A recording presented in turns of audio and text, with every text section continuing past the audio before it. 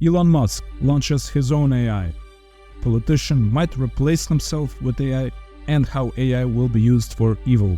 You're watching the AI Report. Let's get into it.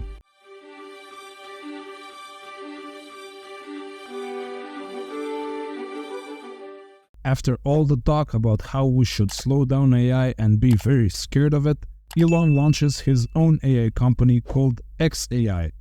I mean, we all know Elon is super smart, but some of us are also not that stupid. This kind of hypocrisy won't go unnoticed, not on my watch. I generally like Elon, but he's been kinda shifty on AI, and I'm not a fan of shiftiness. Anyway, the goal of XAI is supposedly the same goal as every generalist nerd's life goal: to understand reality and the true nature of the universe. Previously, Elon has stated that these other AIs might be too politically correct, so I guess we can expect XAI to be more like Elon. Maybe hit you with a rough tweet every now and then, or challenge you to a cage fight. Look, I don't think betting against the richest person in the world with the biggest number of ultra-successful companies behind him is a smart move. He has some of the top minds in AI working on this project, he has all the resources he needs, and all the media attention he wants. Still, I don't think this is gonna make a dent. I think he's a bit late on this one, and I honestly think this is coming from a place of trying to compensate for missing out on the ChatGPT train. For reference, Elon was a critical part of OpenAI in the early days, and he left because of disagreement on terms, or so the rumors say, while other rumors say he just wasn't sure the OpenAI team had it in them to make it work. Now he's looking for a second chance. He's standing in front of AI's house, holding a card with a pathetic message written on it, asking AI to try and make things work this time, and of course it's raining outside. I don't know, I'm still not making any bets here. Elon is a very tricky dude, and history has proven unwise to bet against him, and a lot of people love him to death, and a lot of people hate his guts, and that's the best possible scenario for marketing something. But right now, this doesn't seem like the move of a confident leader, but a second-guessing copycat that's playing catch-up. Speaking of playing catch-up, China may not be the first in the AI race currently, but they are the first to come up with a regulatory framework for AI. Yeah, turns out it's faster and easier to come up with regulation when you don't have to go through this annoying little process called democracy.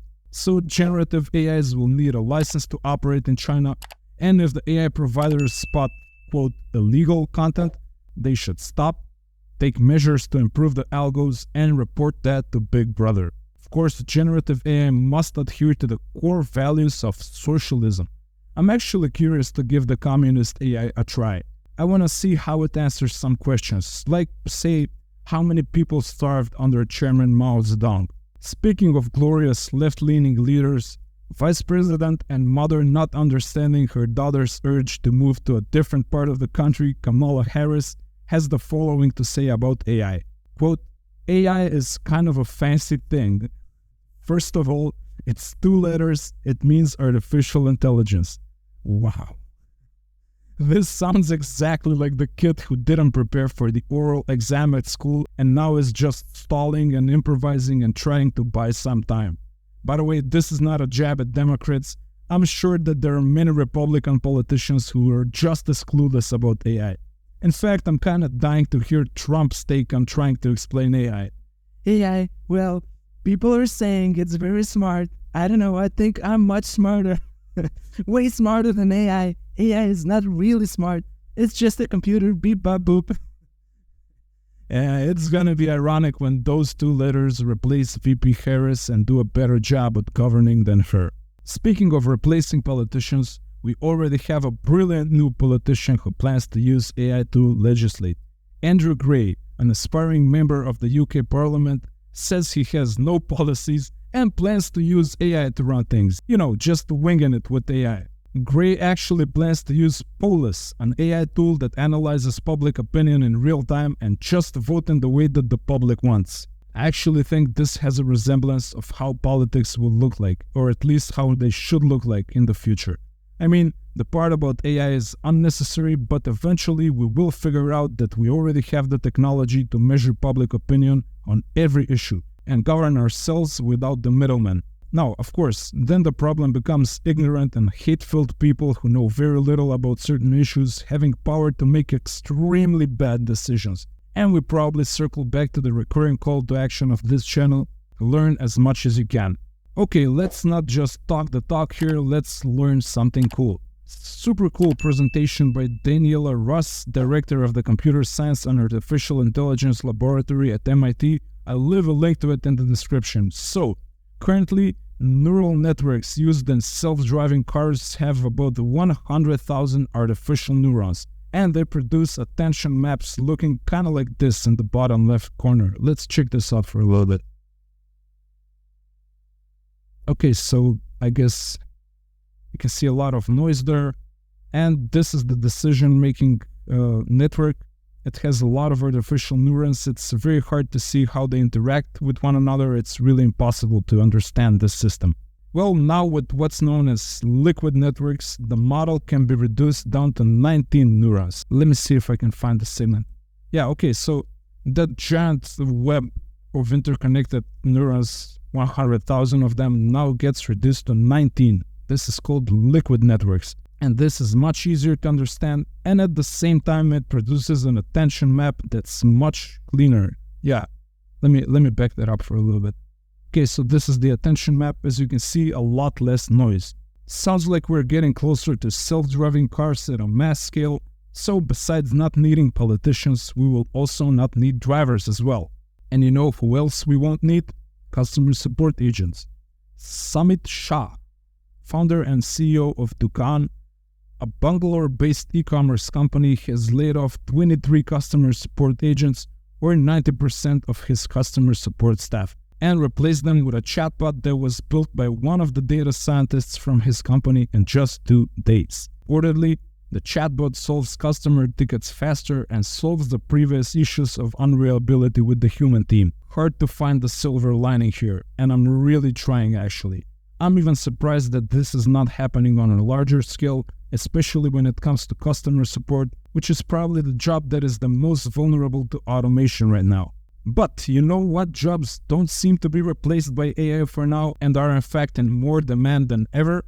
Developers, and especially ones with AI and automation skills. Brent Hayward, the CEO of Salesforce MuleSoft division, thinks there are not enough developers in the world. He says, we've already achieved exit velocity where the pace of apps and the pace of technology is way outpacing the ability to bring on tech workers. Also, recent employment data backs up Hayward's assertions. Deloitte analysts find that demand for talent, particularly people with tech skills, remains favorable according to the Bureau of Labor Statistics data. For employees in the IT sector, the demand is particularly strong. There were 41,000 more hires than layoffs in January, with 99,000 job openings. So maybe AI will get you fired from the job where an entitled, angry customer yells at you, but now AI may get you a job where you pretend to write code most of the time, which is what most developers do most of the time. I can personally attest to that.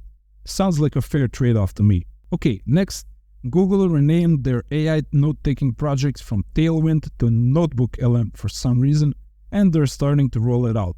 You can maybe join the waitlist, but it seems like I can't because, well, I don't live in a nice place. It sounds like a pretty cool tool. You will be able to upload your own notes and documents and then summarize them, get answers about them, generate new ideas, etc. The text sounds like it's pretty much the same thing we already have from chatbots, but now the context can be your own notes, which is pretty powerful. And finally, let's end on a scary note. This article by the MIT introduces a term that scholars use to define the relationship between the increased use of AI by governments and the reduction in dissent and protests and castrating the population generally, and the term is AI-tocracy. If you're thinking we're gonna talk about China again, you're right. A study led by MIT professor Martin Beraja, I hope I'm pronouncing that right, finds that regions in China where the use of AI-powered facial recognition technology is increased also see a decrease in protests and civil unrests, even during times where protests are supposed to be increasing.